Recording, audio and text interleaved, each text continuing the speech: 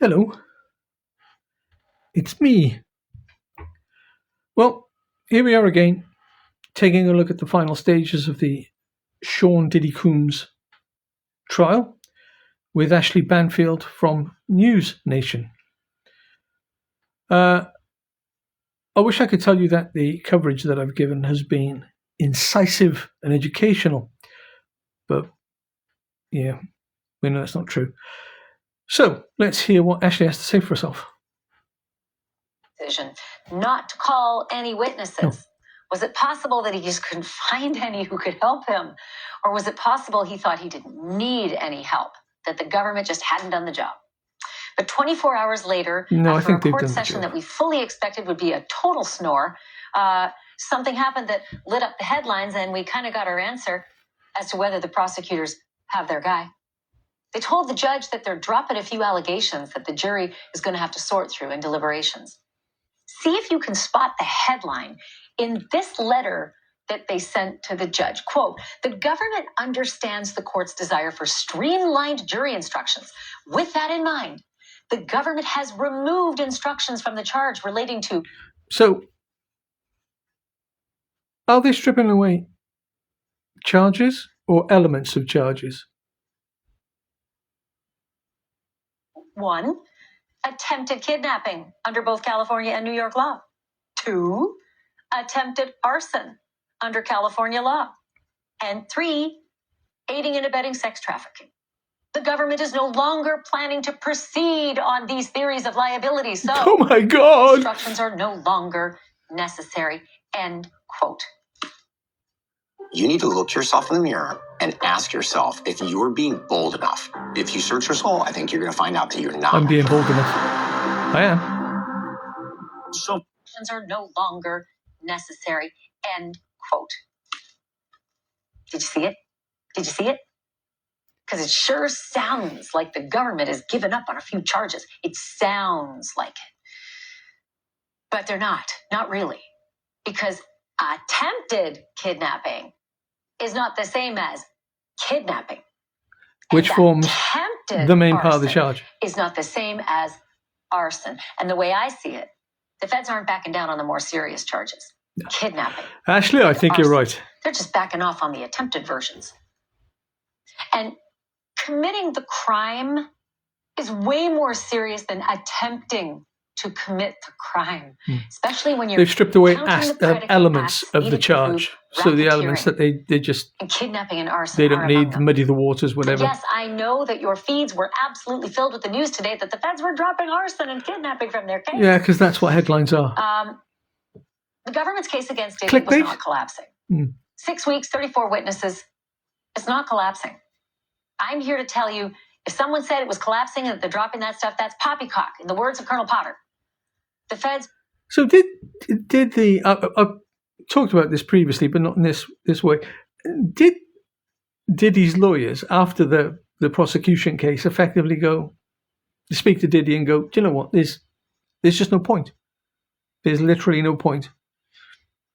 We'd be serving you better if we just said to you, just let it go. Let it go. Take what's coming. Take what's coming. Really aren't giving an inch here, nor have any of their facts or their allegations gone away. In a RICO case, they need to prove only 2 predicate crimes over a 10-year period. Any 2 from the RICO list of like 37-ish. Arson and kidnapping are on that list. And the feds have a lot of evidence that those 2 crimes happened. For example, the alleged kidnapping of Diddy's ex-girlfriend, Cassie Ventura, and the alleged kidnapping of his former assistant, Capricorn Clark. Plenty of evidence, plenty of witness testimony. Is kidnapping his hobby? Had evidence of alleged arson on Kid Cudi's Porsche. It's for this crazy reason I called Jesse Weber this morning at, 8 It's or Jesse. So. Woke him up. And why the 2 of us have been scratching our heads all day long. Jesse, of course, is an attorney. He's anchor for Law and Crime Network and a legal analyst here at News Nation. Everybody lost their collective minds and went bananas today. Jesse, how do you see it? Well, first of all, the fact that you think you woke me up at 8 o'clock, shocker. I've been up at 5:30 for this case every day. No, look, you're 100% right. Because when I saw the headlines, it was like, oh my gosh, The prosecution's case is weak. They're dropping arson. They're dropping No, he kidnapping. Go back to the didn't. indictment. He's You're an 100% attorney. right. Not only was he, yes, charged with attempted kidnapping or attempted arson, he's also charged, like you said, with arson, kidnapping, but conspiracy. However, this is to theatre commit and everyone arson, is playing their aiding and part. abetting arson, aiding and abetting kidnapping. These are all theories by which the jury could conclude that the prosecution fulfilled the elements of that predicate crime. And you're right. The prosecution only needs to prove two. This is what's going on here. Racketeering conspiracy, the top charge here, potentially life in prison, is a very, very complicated charge. And I think that's the rub there. Right there, that's the rub. It's a complicated charge, but if they get it, it's life imprisonment. Or according to the kind of the bar standards that they set. Because if it's like the UK, they'll have a bunch of boxes that they have to tick to meet the minimum standard for whatever crime is being committed. And depending on the amount of boxes that are ticked, it kind of that determines the final sentence handed down. But if he does go down for life, it would be a big shock to me, because I'm still saying that he's going to go away for 10 and out in 6. For some reason, call me a conspiracy theorist. Is he an asset? I still think he might be. I can't see him going down for life. But if he does go down for life, it's going to make the careers of the prosecution team, that's for sure. Talking about it for the last 6 weeks, people still don't even know what I'm talking about. So the jury instructions need to be as clear as possible. That's what they did. They made it simpler for the jury to ultimately convict him of this charge. Now, I'm still 50-50 on whether or not they've proven it, but they've definitely made it easier come tomorrow, those closing arguments. So nobody should think for a minute that kidnapping and arson have been yanked from the case against Diddy. No.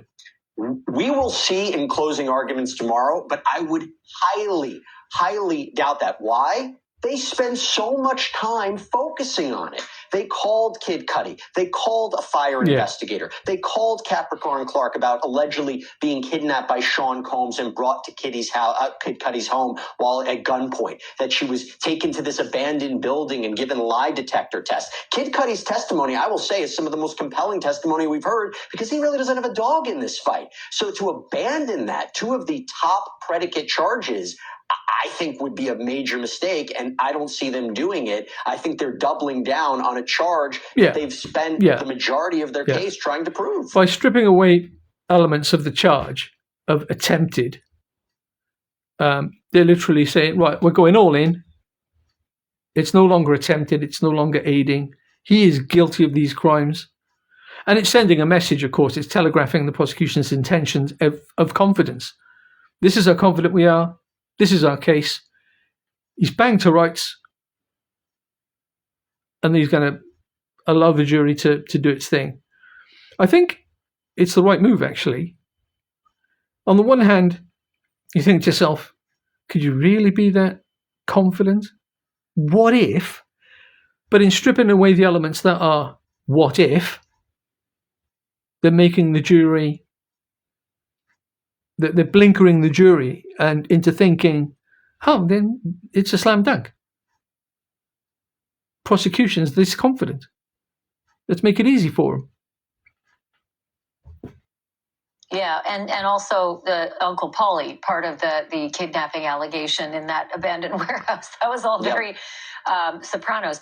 One of my experts that I turn to, who's involved in a massive sex trafficking case with the Southern District of New York, said to me, I see no other way to interpret it other than the way you have. The government will be very precise in their language.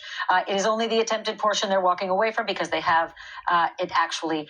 They can keep it simple. So, and that's They've got it in the one bag. of the experts I conferred with today. According to them. Let's talk about all the predicate acts, because I said before, I think I counted 37. Sometimes it's different for state and federal, but there are so many potential predicate acts that they can just pick and choose from in order to get to prove racketeering. And this is how I felt at the beginning of the trial. I thought they've got a full deck against Diddy. Distribution of a controlled substance, extortion, kidnapping, witness tampering, dealing in obscene matter, obstruction of justice, slavery, sex trafficking, drug trafficking. That's not even all and of a partridge in a pear them. tree. Do you think that they're going to try to highlight most or many of those, or just stick with kidnapping and arson? It's not the first time he's done that, is it? One of them. Why? Because they also have to establish a racketeering conspiracy that Sean Combs operated a criminal enterprise, that he used his bodyguards and assistants to engage in a pattern of illegal activity for a period of time and tried to cover it up. The more they can make the argument, the more they can convince the jury that he was essentially a mafia boss, of course they're going to include everything. Now, I will tell you, there are certain underlying predicate crimes that I think are stronger than the others. Bribery, the whole testimony from Eddie Garcia, who had worked at the Intercontinental Hotel and said that he was paid $100,000. Now, on a slightly different note, but regarding the photographs that are being shown, there are some people who you kind of recognize. Is that Tommy Lee there? But there were so many photographs shown in the media of these like parties. And I didn't really recognize anybody. I know I'm an old white guy, but, I do pay some attention. And I was like really let down. And this whole thing with Justin Bieber, I thought they were going to call Justin Bieber. I thought like Justin Bieber was going to be the witness that nailed him to the ground, that nailed Diddy to the ground, that like made sure that he was going to go away for life. No. And so many other names that were just reeled off before the trial had begun. And I thought, this is going to be really entertaining. And it all turned out into a bit of a damp squib, even. A bit of a damp squib. However, what we did get was a very solid performance from the prosecution team.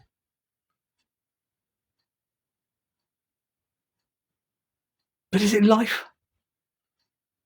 That he split with two other people to hand over the videotape to Sean Combs was arguably some of the strongest testimony we've heard. If you talk about the narcotics that was found at Sean Combs' properties, and ultimately when he was arrested, if you're talking about possession, maybe with the intent to distribute, and the idea that he used drugs not only during these sexual episodes, but just had them on his person, I think they have a strong case there. Sex trafficking, we can go into that. Forced labor, the idea that you have a number of, more specifically, Mia, who was this former assistant who says that she was sexually assaulted by Sean Combs as his assistant, that these assistants were forced to do things that went above and beyond.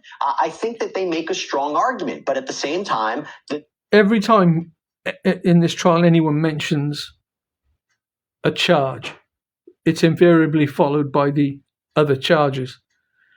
And you just hear, in my brain, I kind of hear the sound of a hammer hitting a nail down on a coffin lid. It's very compelling. The defense has done an incredible job at cross-examining these key witnesses and trying to say, even if you take everything as true, there is no racketeering conspiracy. There is no sex trafficking afoot. He's a bad guy, but he didn't commit a federal crime like that. How can you come to that? Yeah, I mean, I read those instructions today, the suggestions from the government, and I thought, wow, they're nailing. If there's anyone on the jury thinking that, then they must have been asleep. Surely. Somebody who never wants to do something. They may have been paid. They may have been happy working there, and it turned bad. They may have been happily in love and happily having sex, and it turned bad. So once they get through that, I think it'll be very different that's pretty much if they do have how it played out. Any doubts, Well, he turns up on this person's radar. There's all diamonds and jewels and money and the lifestyle that goes along with it. He entices the person in, and then it starts to go dark over a period of weeks and months. And then before you know it, you're sat in a hotel room up to your ankles in baby oil, surrounded by sex toys, thinking, "The fuck did this happen?" The transportation to engage in prostitution charges are the easiest path to conviction. And by the way, it got a lot easier for the prosecution today, because now they don't have to prove that the people who were transported were prostitutes. All they have to prove is men were transported and a sex act occurred, a commercial sex act. That is a big win for the prosecution, because the defense was saying, oh, these people weren't prostitutes. Not anymore. They can't make that argument.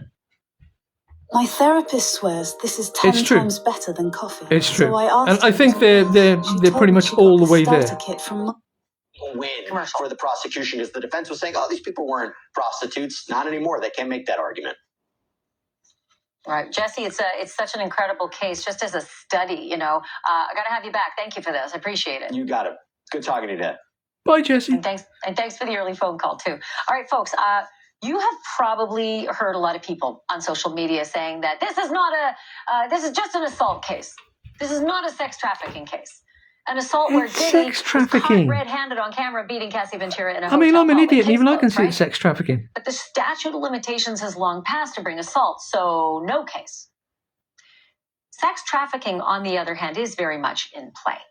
Unless you think that women have to be handcuffed in a van and strapped to a mattress to make money for their kingpin in order to be guilty of sex trafficking, think again.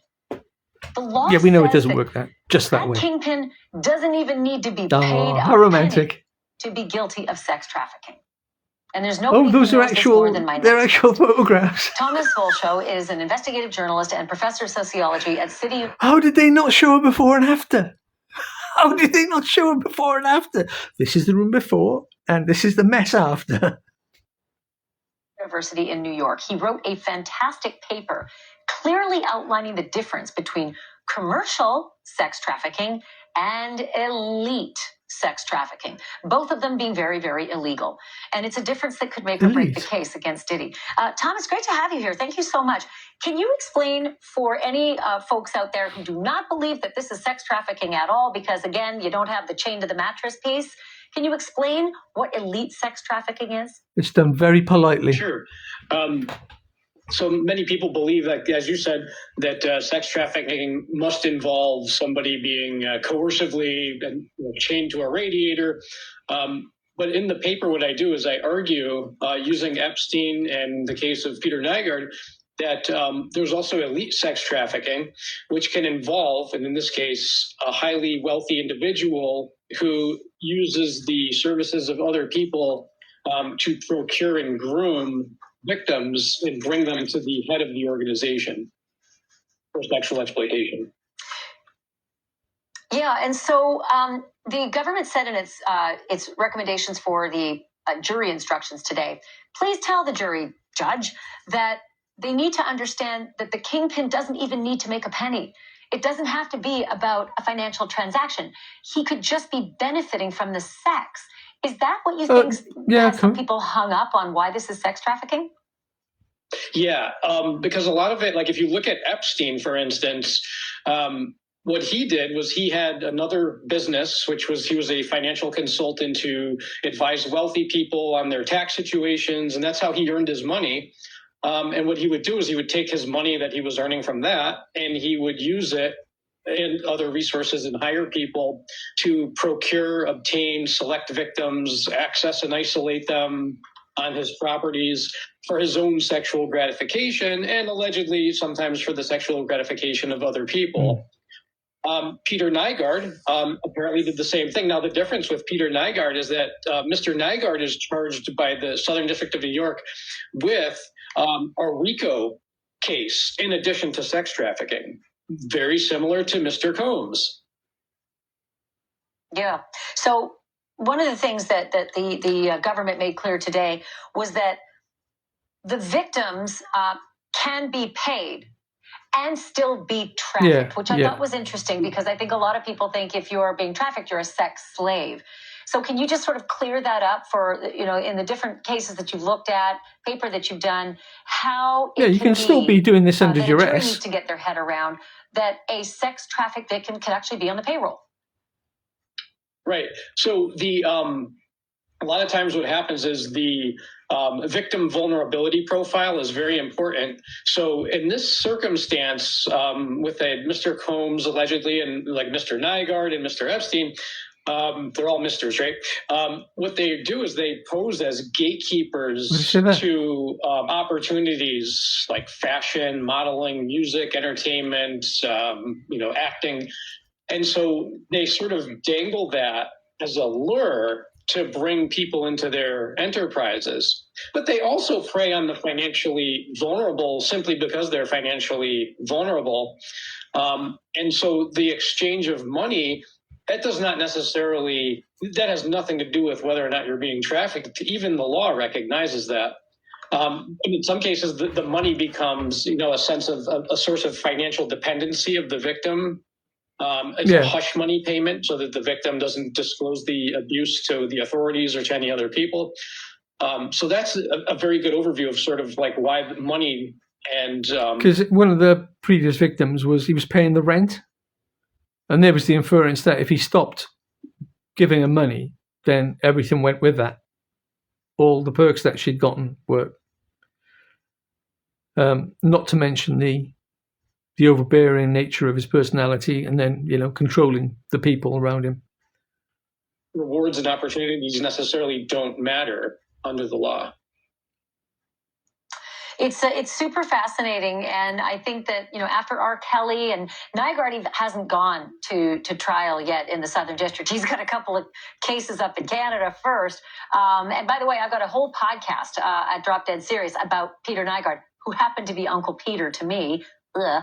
He wasn't my uncle, but he was my best friend's uncle, so I grew up with him, and so I was fascinated in that case. Still am. And Tom Fulshow, thank you so much for this, because I think it's something I'm gonna have to look into more that, people are starting to learn about.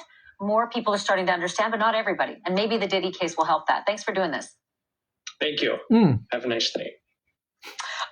You too. Okay, folks, court gets underway tomorrow at 9 a.m. Eastern. The government begins presenting its closing at 10. They get 4 hours. But the defense decided that they wanted to save theirs for Friday so that they wouldn't be broken up. Because, 4 hours and 4 hours plus a lunch break and a couple morning breaks, the day's not long enough. But we are going to have full recaps on both of the closings on our show, both Thursday and Friday. So don't miss it. Okay. Thank you we'll for tune in watching. for that, won't we? Subscribe below and download our news. Shut Chris up now. So, what have we learned? Well, I think what we've learned is that the government, I think on a technical level at least, are playing a bit of a blinder, as we say here in the UK. They've done very well, professionally speaking. The defence, not calling any witnesses.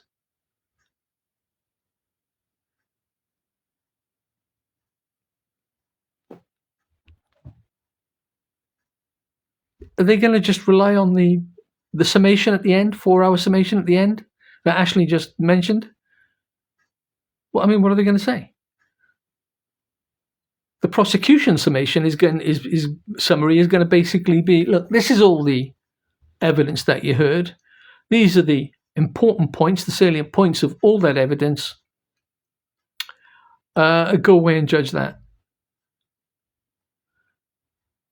The defense, what are they going to say? They're just going to pick out points of the people who actually turned up to court and say that they were all lying. They put themselves through that and that they're not credible. It just makes no sense to me. Surely, certainly at this level, this high profile a case, you have to have more. So, with bated breath, until next time, this is me signing off. Look after yourselves.